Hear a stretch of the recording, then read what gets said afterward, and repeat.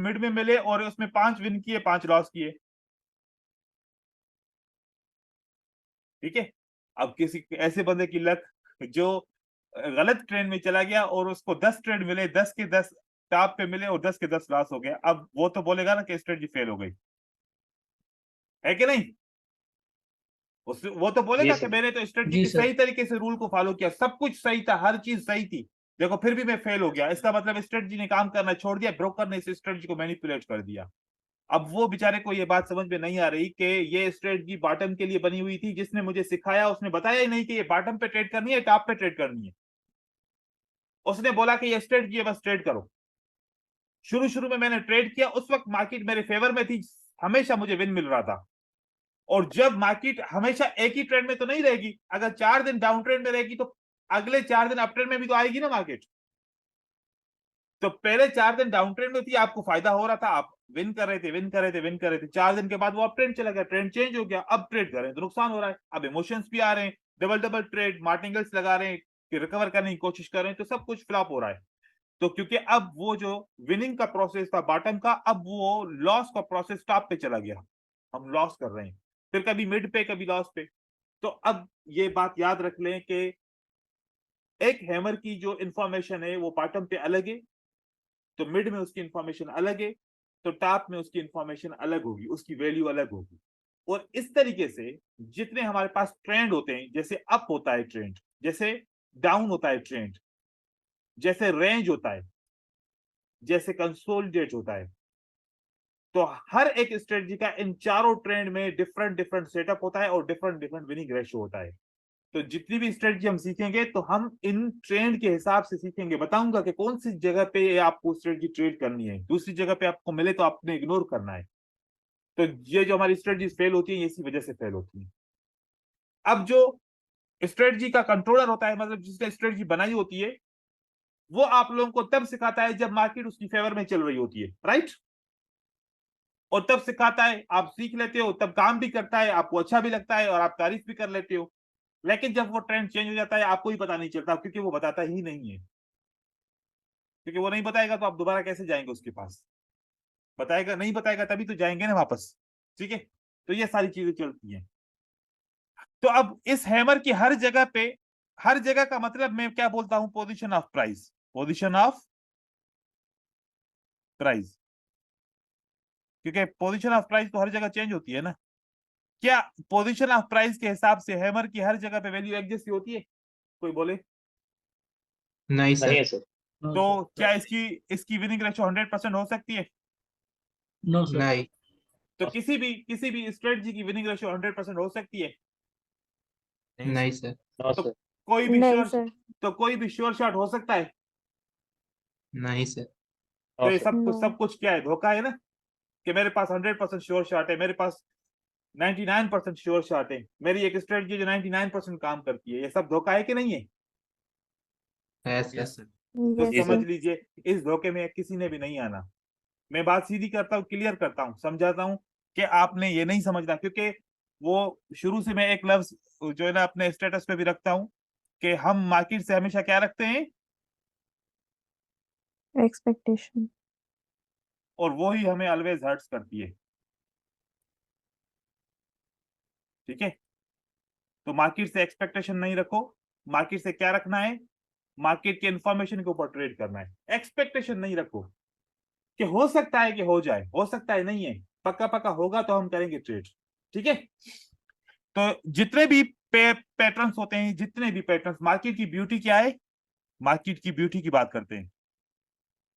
अब जहन में कोई भी बात सोचो मार्केट के बारे में कि 2 ग्रीन कैंडल के बाद तीसरी कैंडल रेड होगी, ये सोचो कि 3 रेड कैंडल के बाद चौथी कैंडल ग्रीन होगी, ये सोचो कि ग्रीन के बाद रेड, रेड के बाद ग्रीन, ग्रीन के बाद रेड, रेड के बाद ग्रीन होगी। मतलब जो मन में आए ऐसा सोचो, उस स्ट्रेटजी का विनिंग रेशियो क्या रहेगा, 55%। 55%। आप एक नहीं 1000 स्ट्रेटजी को सोचो, एक नहीं 1000 स्ट्रेटजी बनाओ, जितनी भी आपको जितनी भी कैंडलस्टिक को रीअरेंज करके, मूविंग एवरेजेस को रीअरेंज करके, इंडिकेटर्स को रीअरेंज करके जितनी भी स्ट्रेटजीज बना सकते हो, उन सब स्ट्रेटजीज का क्या आपको विनिंग रेशियो मिलेगा, 55%।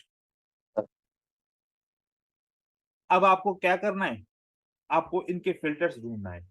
इस 55% को मैं फर्स्ट ऑफ ऑल 65 कैसे बनाऊंगा, 75 कैसे बनाऊंगा, 85 कैसे बनाऊंगा, 95 कैसे बनाऊंगा, 100% कैसे बनाऊंगा। अब ये सारे हमें क्या यूज करने पड़ेंगे, फिल्टर्स। फिल्टर्स। फिल्टर्स का मतलब क्या होता है, कोई फिल्टर कोई अलग चीज नहीं होती, फिल्टर मतलब कॉन्सेप्ट, फिल्टर मतलब कॉन्सेप्ट। या फिर कॉन्सेप्ट। दूसरे दूसरे लफ्जों में बोलो कि अलग एनदर स्ट्रेटजी, एनदर स्ट्रेटजी। तो 3 स्ट्रेटजीज, 2 स्ट्रेटजीज, 4 स्ट्रेटजीज मिलके एक परफेक्ट सेटअप बनता है, उसको ट्रेड करते हैं तो फिर फायदा होता है। तो हम इस तरीके से ऐसे करेंगे। तो पैटर्न को भी ट्रेड करने के बहुत सारे तरीके हैं, कब कौन सा कैसा पैटर्न ट्रेड करेंगे, इसलिए ही तो तरीके हैं ये सारे। अगर नहीं तो फिर एक ही तरीका होता है, हैमर के बाद ग्रीन आएगा तो आएगा, रेड आएगा तो रेड आएगा, ऐसा तो कोई कह नहीं सकता। ठीक है, तो ये सारी चीजें इस वजह से हैं। हकीकत से आप लोग ये सारी चीजें समझ जाएं, क्योंकि एक्सपेक्टेशन नहीं रखनी मार्केट से, अगर रखेंगे तो फिर आप ही हर्ट होंगे। फिर एंड में आपने यहाँ पर बहुत सारी चीजों का एक्सपेक्टेशन रखे होते हैं और वो हल नहीं होता, तो फिर बंदे स्ट्रेस में चले जाते हैं। स्ट्रेस में नहीं जाना किसी ने भी। देखिए यहाँ पर क्या है, ये भी कैरेक्टरिस्टिक पैटर्न से, ठीक है। यूं समझे कि ये एक बिल्डिंग ब्लॉक है, एक एक ब्लॉक बन के मिलके, 2-2 ब्लॉक, 3-3 ब्लॉक मिलके दीवार बनना शुरू हो जाएगी, एक चार्ट बनना शुरू हो जाएगा। अब इन्हीं इंफॉर्मेशन को हमने यूज करना है। फॉर एग्जाम्पल, अब इंफॉर्मेशन की बारी आ जाए, अगर मैं एक ये ग्रीन कैंडलस्टिक बनाता हूं, तो अब आपको क्या लगता है कि this green candlestick what's selling me, इसका मतलब क्या है? स्ट्रेंथ ऑफ बायर्स और यानी बायर्स पूरा सिंपल बात, अमाउंट लगा दिए। सिंपल बात कह रहा है कि बायर कह रहे हैं कि वी आर स्ट्रांग, है ना। उसके बाद हमने इसको देख के बाय का ट्रेड किया, तो अगली इंफॉर्मेशन हमारे पास आ गई ये, इसका मतलब क्या है?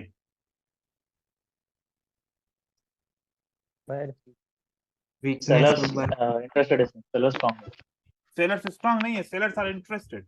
सेलर्स ने बायर को वीक किया, लेकिन बायर अभी भी एक्टिव है।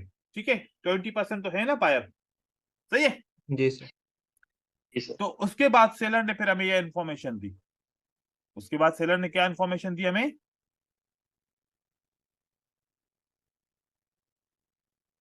ये अब सेलर क्या कह रहे हैं? सेलर इंटरेस्टेड, सेलर कह रहे हैं we are strong, we have a supply, right. तो जी इस सर। सप्लाई के Yes, बाद, sir. इस सप्लाई के बाद सेलर ने हमें ये कैंडल दे दी। तो सेलर कह रहे हैं कि we are more strong right now. मतलब कि पैनिक है, मतलब क्या है कि डरे। लोगों ने जैसे देखा कि सेलर ने बोला कि हम स्ट्रांग है, तो हर एक बंदा सेल करना शुरू हो गया, हर एक बंदा सेल करना शुरू हो गया। शुरू इसका हो मतलब गया। है कि यहाँ से डर शुरू हो गया, मान लोगों में डर हुआ। उसके बाद फिर ये वाला, अब डर होने के बाद फिर लोग कश्मकश में आ गए। कुछ कह रहे हैं कि बाय होगा, कुछ कह रहे हैं कि सेल होगा। तो क्या कैंडल बन गई? न्यूट्रल बन गई। लेकिन न्यूट्रल कह रही है कि पीछे देखो, अगर सेलर स्ट्रांग है तो फिर उसको कंटिन्यू करो। तो पीछे तो सेलर वाकई में स्ट्रांग है, बेयरिश इन्वर्टेड हैमर भी स्ट्रांग कैंडल है, मारुबोजो कैंडल भी स्ट्रांग है। फिर न्यूट्रल कैंडल आ गई जिसमें 50% बायर कह रहे हैं कि ऊपर जाना चाहिए, 50% सेलर कह रहे हैं कि नीचे जाना चाहिए, कश्मकश में न्यूट्रल है। तो इसका मतलब है कि सेलर कंटिन्यू करेंगे। जब सेलर ने कंटिन्यू करने की कोशिश की, तो फिर दोबारा इंफॉर्मेशन आ गई ये वाली। इसका मतलब क्या हुआ? Weakness of seller. Weak seller. Weakness of seller. Weakness of seller, ठीक है ना। और वो विक के भी ऊपर क्लोज हो गए यहाँ पर। इसका मतलब है कि ये जो 50% कश्मकश थी, ये बिल्कुल बात दुरुस्त थी कि बायर आना चाहते हैं, है ना। और फिर यहाँ पर सेलर फिर वापस कमजोर भी हो गए। कमजोर होने के बाद फिर हमने देखा कि यहाँ पर दोबारा बायर आते हैं और इस तरीके से एक कैंडलस्टिक बनाते हैं। और इस कैंडलस्टिक के अंदर नीचे से विक भी हो सकता है, ऊपर से विक भी हो सकता है, और ये स्ट्रांग कैंडल है। अब रेड कैंडल को बायर ने इंगल्फ किया और ये प्रूफ करते हैं कि वी आर स्ट्रांग और मार्केट को हम ऊपर की तरफ लेके जाना चाहते हैं। और हम फिर देखते हैं कि बायर आते हैं वाकई में और मार्केट को ऊपर की तरफ लेके जाते हैं। कहीं ना कहीं